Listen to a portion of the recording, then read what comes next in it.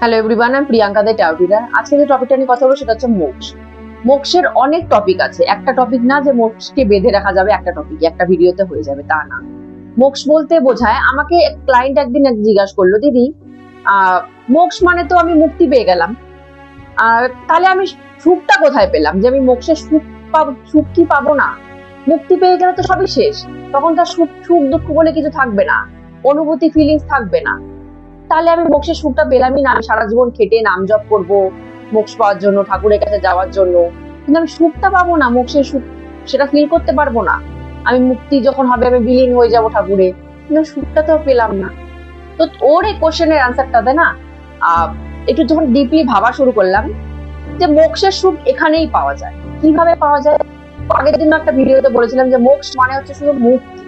মুক্তি পেতে হলে আমাদেরকে মৃত্যুর পরে মুক্তি পেতে হবে এরকম কোনো কথা নেই। এখান থেকেই মুক্তি পাওয়া যায়। এখানে থেকেই আমরা যদি লোভ ছেড়ে দিই, হিংসা ছেড়ে দিই, ক্রোধ ছেড়ে দিই, কাম বাসনা ছেড়ে দিই, তাহলেই মুক্তি পাওয়া যায়। এবার আসে সুখটা কিভাবে পাবো, মোক্ষের সুখটা কিভাবে আমরা পাবো। ধরুন আপনার মুক্তির দিকে আপনি যাচ্ছেন, আপনার ভিতরে কোনো কাম বাসনা নেই, লালসা নেই, হিংসা নেই, ক্রোধ নেই, সব এগুলো আপনার কন্ট্রোলে চলে এসছে, মোক্ষের দিকে আপনি যাচ্ছেন, স্টার্ট করেছেন। তখন কি হবে? আপনার পাশে বসে ধরুন আপনাকে কেউ গালাগালি করছে, আপনার সেটা গায়েই লাগবে না, আপনি উল্টো হাসবেন যে তুমি গালাগালি করে নিজের মুখ খরচা করছো, নিজের মাইন্ড নষ্ট করতেছো, আমার কোনোই যায় আসে না। তোমার গালাগালি আমার শরীরে কোনোভাবেই, আমার মনে কোনোভাবেই প্রভাব ফেলতে পারছে না।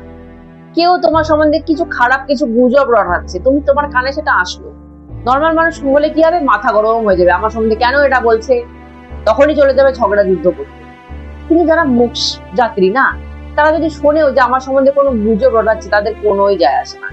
মোক্ষ মানেই হচ্ছে তুমি, আমার সামনের লোক আমাকে নিয়ে যা খুশি বলুক, ভালো বলুক, শুধু খারাপ না, ভালো বলুক খারাপ বলুক, কিছুই বলুক আমাকে নিয়ে, আমার মনে কোনোভাবেই প্রভাব পড়বে না। আমি পুরো ফ্রি থাকবো, ফ্রি হ্যান্ড একদম, কোনোভাবে সেটা আমার মনকে নাড়াতে পারবে না। তো তখন একটা খুশি অলরেডি চলেই আসে, যে কেউ কিছু বলছে, কেউ আমাকে কিছু খুশি করার জন্য বলছে, আমি সেটাতেও খুশি হচ্ছি না। কেউ আমাকে দুঃখী করার জন্য কিছু বলছে, আমি সেটাতেও দুঃখী হচ্ছি না। মানে সুখ দুঃখের ফিলিংস এর থেকেই উপরে উঠে গেছি। শুধু দুঃখের ফিলিংস না, সুখের ফিলিংস থেকেও উপরে উঠে গেছি। কেউ আমাকে কিছু প্রলোভন দেখাচ্ছে, সেটাতেও আমি রাজি না। কেউ আমাকে কোনো খারাপ মন্তব্য করছে, সেটাতেও আমার মনে কিছু একটা কিছু বিশেষ কিছুই হচ্ছে না। তো তখন সেটা না ফিলিংস এমনি, তখন সেই সুখটা পাওয়া যায় যে আমার তো কিছুই ফিল হচ্ছে না। অপোজিটের মানুষ বৃথা চেষ্টা করছে, কেউ আমাকে সুখী করার চেষ্টা করছে, সেটাও বৃথা, কেউ আমাকে দুঃখী করার চেষ্টা করছে, সেটাও বৃথা।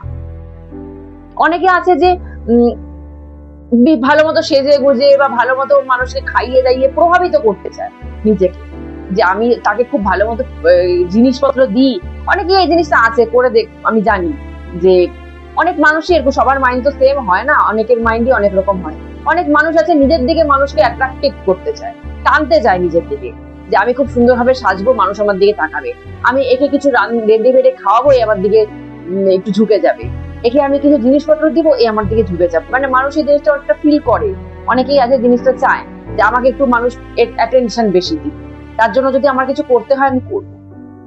তো আপনি যখনই দেখবেন কোনো মোক্ষ যাত্রী আপনার থেকে কেউ অ্যাটেনশন নেওয়ার চেষ্টা করছে, যে আপনাকে কেউ কিছু খাওয়ালো, তার বিনিময়ে উনি অ্যাটেনশন যাচ্ছে, আপনাকে কেউ কিছু দিল, তার বিনিময়ে উনি অ্যাটেনশন যাচ্ছে, কিন্তু উনি অ্যাটেনশন পাবেন না, কারণ আপনি তো সেই অ্যাটেনশনটাই দেবেন না। নর্মাল মানুষ কি হয়, অ্যাটেনশন আমরা দিয়ে ফেলি।